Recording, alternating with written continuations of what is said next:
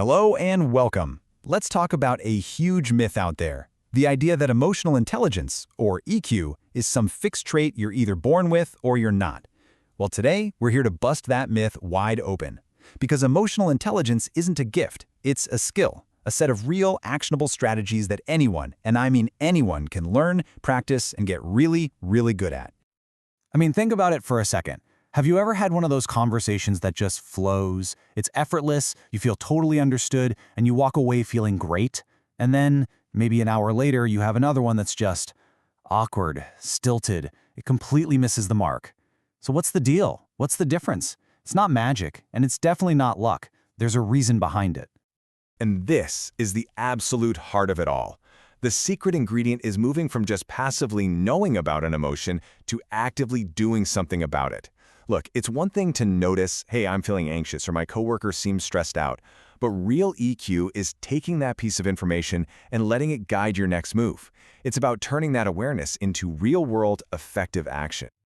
Okay, so before we dive into exactly how to do all this, if you're ready to start building these skills, do us a quick favor and smash those like and subscribe buttons down below. It honestly helps our channel a ton and lets us keep making more in-depth explainers just like this one for you. All right, here's our roadmap for today.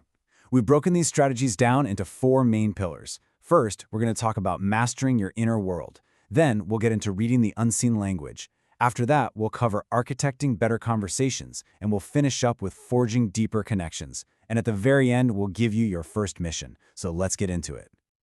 So pillar 1, everything. And I mean everything starts right here with you. You can't really connect with other people if you haven't gotten your own house in order first, right? This is all about finding that internal clarity and just being present. Because if your mind is a chaotic mess of distractions, you're just not going to be able to truly listen or engage with anyone. And the #1 enemy of being present is what we call mental clutter. You know what I'm talking about. It's that constant background noise in your head, the to-do lists, the worry about that deadline, replaying an argument from yesterday. When your mind is cluttered, you might be physically in the room, but you're a million miles away mentally. You can't listen, and you definitely can't build a real connection. So how do you fight it? Well, the good news is it's actually incredibly simple. Here are 3 super practical steps you can take right before any important conversation. First, put your phone away. I mean it. Out of sight, out of mind. Second, take 3 slow, deep breaths, just to center yourself. And third, make a conscious choice to put 100% of your focus on the person right in front of you. Just be in that moment. That's it. It's a tiny reset that makes an enormous difference.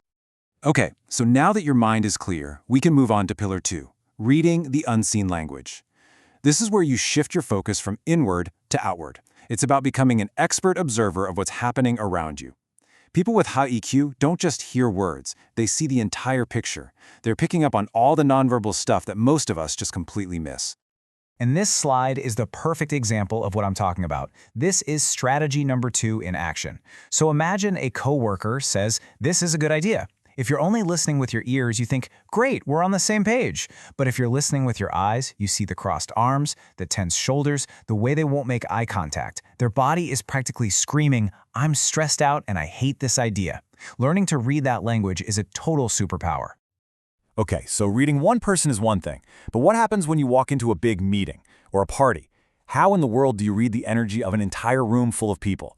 Now that is a next-level EQ skill. And that brings us to strategy number 17, catch the mood of the room. Before you even open your mouth, just take a second, scan the room. Is the energy high and buzzy, or is it low and kind of quiet?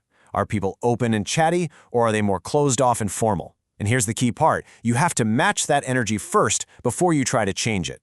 If you walk into a super serious meeting acting like you're at a pep rally, you're going to create an instant disconnect. Match first, then you can work on shifting the vibe. All right, on to pillar 3. So we've gone from looking inward to observing outward. Now it's time to actually do something. This pillar is all about becoming an architect of your conversations. You're no longer just a passive observer. You're an active participant who knows how to skillfully build rapport. Let's start with strategy number 1. It sounds so simple, but it's incredibly powerful. Use people's names. Hearing our own name literally makes our brain light up.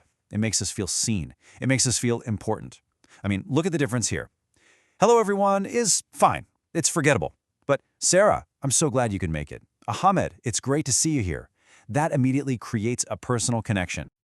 You know that feeling. The conversation hits a dead end, and that super awkward silence takes over?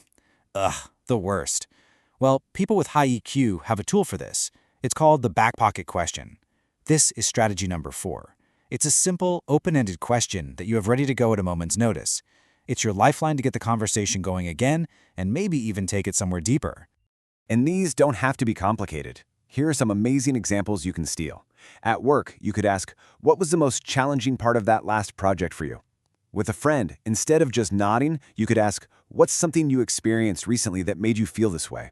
Or at a networking event, what first drew you to this field? See? These questions invite stories, not just boring yes or no answers. And that brings us to our final and most advanced pillar, forging deeper connections. This is really the top of the EQ mountain. It's where you move past just having smooth interactions and start to achieve genuine, deep empathy and understanding with the people around you. Strategy number 15 points out something that is so critical. A lot of us think empathy just means seeing someone else's point of view. But true next-level empathy is about trying to feel it. It's about emotionally putting yourself in their shoes and trying to understand what the world looks like from their perspective. So how do you actually do that? Well, you start by asking yourself perspective-shifting questions.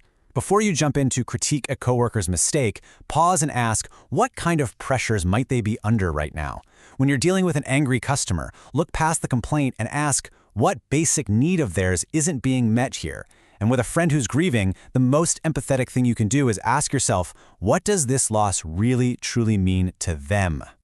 And finally, one of the cornerstones of a deep connection is to stop jumping to conclusions. This is strategy 16. That one short text message, that one bad meeting, that one offhand comment, it's just a single data point. It is not the whole story. People with high emotional intelligence know this. They act more like detectives, gathering facts and seeking out the bigger picture before they ever form a judgment.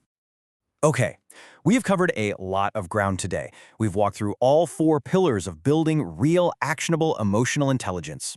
But listen up, because this is the single most important part of this whole thing. All this knowledge is completely and totally useless if you don't actually do anything with it. Now, I don't want you to feel overwhelmed, thinking you have to memorize all 17 of these strategies by tomorrow. That's not how mastery works. It starts with one. Just one single conscious choice. One small step. So here it is, your first mission. Today, I just want you to pick one of these strategies. Only one.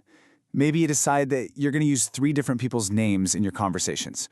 Or maybe you'll come up with one back pocket question before you hop on a call. Or, hey, maybe you'll just take those 3 deep breaths before you talk to your partner tonight.